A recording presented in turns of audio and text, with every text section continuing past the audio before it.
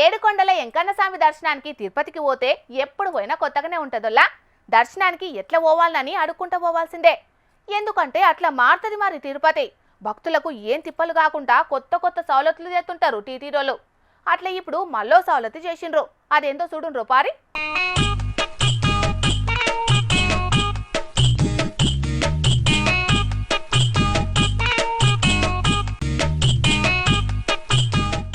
సూషిన్ రానుల్లా machine ఎట్లా పనిచేస్తున్నదో TV తెర మీద ఒత్తంగానే మిషన్ చాలవుతుంది.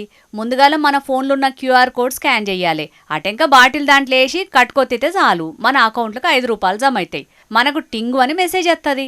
మంచిగున్నది కదా అనుల్లా ఉపాయం. తిరుపతి వెంకన్నస్వామి కొండ మీద ప్లాస్టిక్ నిషేధం పెట్టింది కదా టీటీడీ. ఇక ప్లాస్టిక్ బాటిళ్లను బంద్ పెట్టాలని గాజు బాటిళ్లను ఇచ్చే ఉపాయం కూడా చేసింది. మరి చిప్స్ ప్యాకెట్లు, కూల్ డ్రింకుల బాటిళ్లు, టెట్రా ప్యాకెట్లు ఏడవడితే ఆడ వడేస్తున్నారని ఈ మిషన్ కిత్తే పైసలు ఇచ్చే ఉపాయం చేసిర్రు. మనోళ్ళు పైసలు వస్తున్నాయంటే ఊకుంటారా?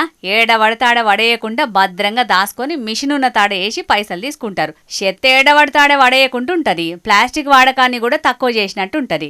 మొన్నట్లా భక్తులను జప్ప పంపించేటందుకు ఏఐ మిషన్ల ఆలోచన చేస్తున్నామని చెప్పారు కదా.